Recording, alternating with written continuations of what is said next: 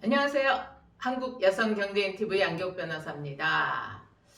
제가 여기 여성경제인 TV 해놓으니까 남성들이요. 그러면 남성들은 기업하는 사람도 이거 보면 안 되나요? 이런 분이 계시더라고요. 그럴 리가 있겠습니까? 기업하는데 뭐 남녀가 따로 있는 것은 아니나, 제가 여성을 위한 여성 TV 채널도 운영을 하고 또 여성을 위한 여성 변호사이다 보니까 제목을 그렇게 붙인 것 뿐입니다.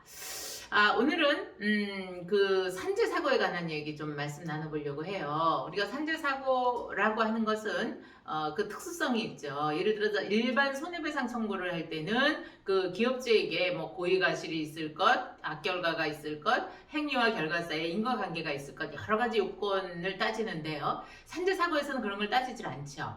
산재보험에서는 단 두 가지만 갖고 우리가 이야기를 하죠. 하나가 업무 수행성, 그 다음에 또 하나가 업무 관련성. 그러니까 업무 관련성이라고 하는 것은 그 회사 산재 사고를 당한 그 근로자가 일을 하다가 했느냐, 그 다음에 그 일과 관련이 있느냐, 이 두 가지죠. 수행성, 관련성. 그런데 우리 법원은요, 이 업무 수행성이나 업무 관련성을 단순히 뭐 9시에 출근해서 6시까지 근무 중에 발생한 사고만 갖고 따지진 않습니다. 요즘은 그 폭을 조금 넓혀서요. 예를 들어서 출근 중에 교통사고를 당했다라고 하더라도 이거는 어떻게 업무를 하기 위한 준비 과정이다라고 봐서 당연히 그 산재사고에 포함된 걸로 보고 있고요. 또 퇴근 후에 귀가하는 도중에 사고를 당했다라고 해도 마찬가지로 보고 있습니다. 그것뿐만 아니고요. 또 이게 주말이나 이럴 때 회사에서 기획한 무슨 이벤트, 뭐예요? 그 야유회를 간다든가, 뭐 체육대회를 한다든가, 직원들끼리 단합대회를 한다든가, 이런 경우에 발생한 사고도 이것도 업무의 연장선상으로 봐야 된다라고 해서 산재 범위에 포함을 시키죠.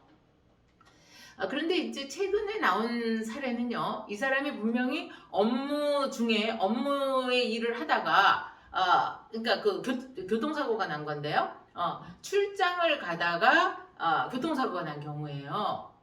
그러니까 당연히 이거는 업무 수행성이고 업무 관련성이니까 산재 처리를 해줘야 되는데 공단에서 이 사람의 병력을 따져본 거예요. 근데 이 사람 병력에 뭐가 있었냐면은 뇌출혈을 당한 과거에 전력이 있더라고요. 그런데 그 전력에 대해서 이 그 산재 사고를 당한 근로자가 자기 치료를 안 받았던 거예요.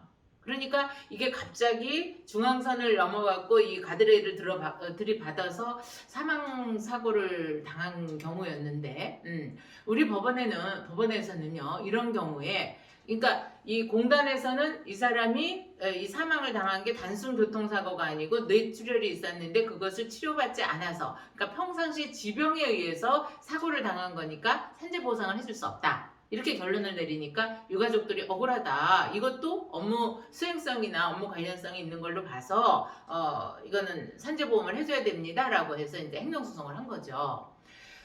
근데 여기에서 우리 법원은요, 그것을 받아들이지 않았습니다. 받아들여지지 않은 이유가요, 여러 가지 요건으로 봤을 때 이 사람이 그 교통사고를 났을 당시에 정상적인 상태에서 교통사고를 난 게 아니고 그 사람의 뇌질환, 이게 갑자기 발작을 일으켜서 일어난 걸로 보인다. 그러하니 이 사람의 이 교통사고는 업무 수행성, 업무 관련성이 있다 하더라도 그 교통사고 자체는 그 사람의 지병에 의한 거다라고 해서 인용을 해주지 않은 사례거든요.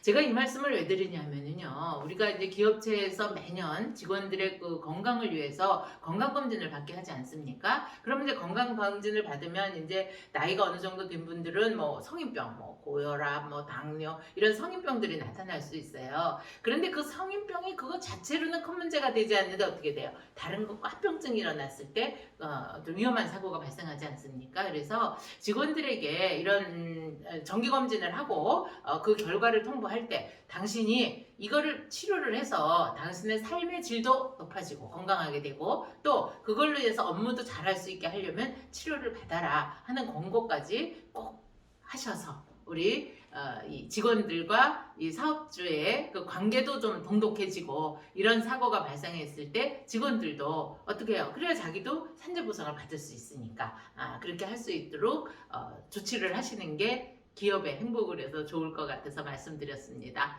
오늘도 여성을 위한 여성TV 여성 경제인 TV 함께 해주셔서 감사드리고요. 댓글 남겨주시고요. 구독, 좋아요, 공유까지 해주세요. 네, 고맙습니다.